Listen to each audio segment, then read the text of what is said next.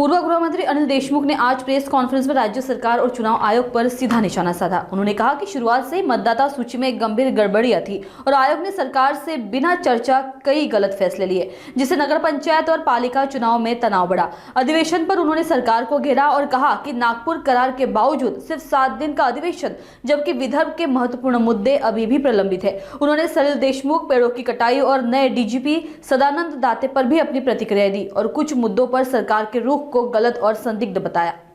गोड झाला किंवा आरोप होत आहे आणि आता असं कळतंय की महापालिका निवडणूक ही तिसऱ्या टप्प्यात घेतल्या जाणार आहे, त्या आधी घेतल्या जाणार आहे आणि जिल्हा परिषद निवडणुका पुढे ढकलल्या जातील अशी एक माहिती आहे। दुसरं, महापालिका निवडणुकांसंदर्भातील दुबार मतदारांचा विषय अनेक शहरांमध्ये हजारोंच्या संख्येने असं आहे की सुरुवातीपासून आम्ही सर्व मतदार याद्यामधील जो घोळ आहे की ज्या मतदार यादीमध्ये अनेक दुरुस्त्या करायच्या आहे त्या पहिले दुरुस्त्या कराव्या आणि मग नगरपालिका, महानगरपालिका, जिल्हा परिषदच्या निवडणुका घ्याव्या, हा आमचा सुरुवातीपासून आग्रह होता।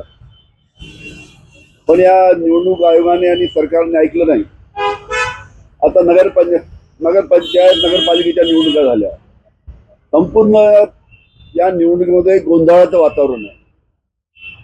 मतदार याद्यामध्ये घोळ, दुबारा मतदान, अनेक ठिकाणी मतदान झाल्यानंतर सुद्धा आता परत काही निवडणुका त्यांनी स्थगिती त्याला दिली आहे।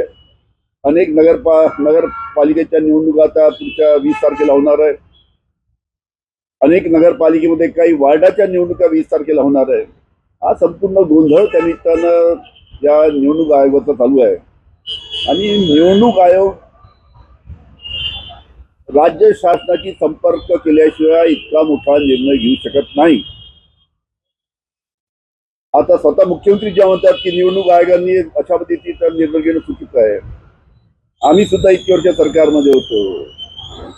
निवडणूक आयोग इतका मोठा निर्णय घेताना मुख्यमंत्र्यांशी, उपमुख्यमंत्र्यांशी, सरकारशी चर्चा करून त्यांचं मत जाणून घेऊनच निर्णय घेतं। पण हा संपूर्ण जो गोंधळ आहे याच्यामध्ये तर सर्वांना आता संशय आहे की या गोंधळाच्या वातावरणामध्ये आता ज्या ठिकाणी निवडणुका झाल्या ते आता ईव्हीएम सध्या स्ट्रॉंग रूम मध्ये आहे। आता हे सरकार जे आलंय सध्याच हे ईव्हीएम मध्ये घोटाळा करून आलेलं आहे। त्याच्यामुळे स्थानिक स्वराज्य संस्थेच्या बाबतीत या 20 दिवसामध्ये हे सरकार गोंधळ करू शकते का, घोटाळा करू शकते का, अशा प्रकारची दाट शक्यता आणि दाट संशय सर्व उमेदवारांना आहे आणि सर्व बिचारे उमेदवार धास्तीत आहे की आपलं काय होणार, 20 दिवसामध्ये काही ईव्हीएम मध्ये गोंधळ करतील का। आता मुख्यमंत्र्यांनी सांगितलं की सर्व स्ट्रॉंग रूमच्या समोर सर्वांनी आपले आपले लोक ठेवावे। ईव्हीएम हॅक स्ट्रॉंग रूम मध्ये जाऊन होत नाही, ऑनलाईन सगळं हॅकिंग त्या निमित्तानं होऊ शकतं। अशा पद्धतीचा संपूर्ण हा निवडणूकचा खेळ खंडोबा त्या निमित्तानं निवडणूक आयोग आणि राज्य शासनाने केलेला आहे। मुख्यमंत्र्यांनी म्हटलं आहे की आपले विरोधी पक्षांनी आपले 2-2 प्रतिनिधी त्या ठिकाणी स्ट्रॉंग रूमच्या जवळ ठेवावे, नाहीतर मग आम्ही निवडून आल्यानंतर मग टीका करू नये। मी परत तुम्हाला सांगतो, स्ट्रॉंग रूमच्या समोर आपले लोक जर ठेवायला पाहिजे, हरकत नाही। पण ज्याला ईव्हीएम हॅक करायची आहे त्या स्ट्रॉंग रूम पाशी जाणं तर जरुरी नाही। ऑनलाईन सुद्धा सेंट्रलाइज ऑनलाईन त्या पद्धतीनं ईव्हीएम मध्ये मॅनिप्युलेशन करता येऊ शकतं, हे सर्व जगाला माहित आहे। त्याच्यामुळे मुख्यमंत्र्यांनी स्टेटमेंट दिलं, पण सर्वांना माहित आहे की ईव्हीएम मध्ये जो घोटाळा आहे तो कशा पद्धतीने करतात। या ईव्हीएम मशीन खोलून तिथं काही कमी जास्त करत नाहीत, ऑनलाईन करतात आणि हे तंत्रज्ञान सर्व जगाला माहित आहे। त्याच्यामुळे सर्व राज्यातील उमेदवार धास्तावलेले आहेत आणि अशा या गोंधळाच्या परिस्थितीमध्ये या संपूर्ण निवडणुका झाल्या, ही अतिशय दुर्दैवाची गोष्ट आहे।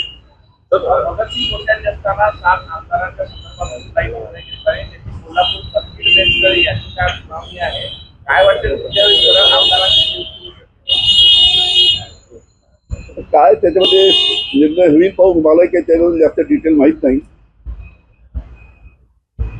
दुसरं आपल्याला कल्पना आहे की नागपूर येथे आता हिवाळी अधिवेशन 8 डिसेंबर पासून चालू होत आहे. 7 दिवसाचे अधिवेशन आहे, 8 ते 14 तारखेपर्यंत. आपल्याला माहित आहे की नागपूर कराराप्रमाणे 1.5 महिन्याचं अधिवेशन नागपूरमध्ये झालं पाहिजे, हा नागपूर करार सांगतो.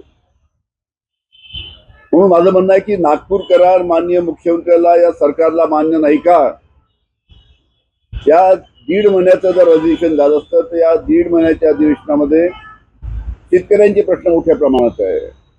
कापसाचा प्रश्न आहे, सोयाबीनचा प्रश्न आहे, इकडे धानाचा प्रश्न आहे, काही ठिकाणी कांद्याचा प्रश्न आहे. शेतकऱ्यांच्या प्रश्नाच्या बाबतीत चांगली सविस्तर चर्चा झाली असती. बाकी जे अनेक महत्वाचे प्रश्न आहेत त्याच्या बाबतीत चर्चा झाली असती. विदर्भातील जे अनेक प्रलंबित विषय आहेत, की प्रलंबित प्रश्न आहेत त्याच्या बाबतीत चर्चा झाली असती आणि त्याच्यामध्ये मार्ग निघाला असता.